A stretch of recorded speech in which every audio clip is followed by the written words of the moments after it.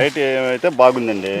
గింజ వచ్చేసి 100 నుంచి 120, ఓకే 120 దాకా ఉన్నాయి. ఓకే.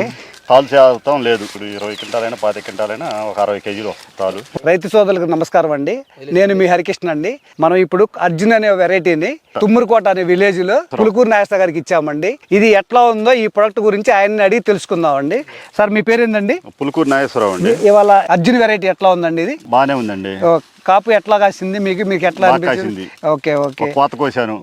ఎన్ని క్వింటాలు అయిందండి? 25. ఎంతకండి? ఎకరన్నర. ఓకే. ఇప్పుడు మళ్ళీ ఇంకెంత ఉందండి కాపులు? మీకు ఎంత వచ్చింది అనుకుంటున్నారు? ఇంకా కాపు సెట్ అయితే ఒక 20 నుంచి 25. Okay okay. ఇప్పుడు కాయ సైజ్ గానీ మీకు ఎట్లా అనిపించిందండి? కలర్ గానీ సైజ్ కూడా బాగుందండి.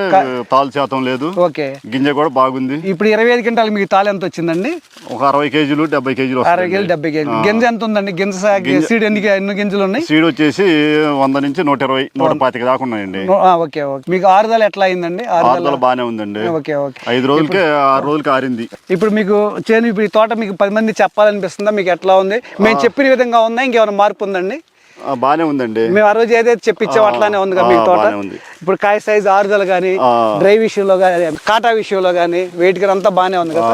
ఈ 25 క్వింటాలు కొట్టడానికి ఎంత మంది పట్టారండి మీకు? 150 మంది అండి. 150 మంది పట్టారు. ఓకే అండి. ఓకే. ఇంకా పోయాల్సినవి ఉన్నాయి. ఓకే. రాసి పోయాల్సినవి ఉన్నాయి. ఇది ఆరినవి, ఇంకోటి అవతల ఉంది. ఇప్పుడు పోయాలి. దిగుబడి ఎంత వస్తుంది అనుకుంటారు సార్ మీరు ఎకరానికి? ఎకరానికి 30-35 క్వింటాలు వస్తుంది.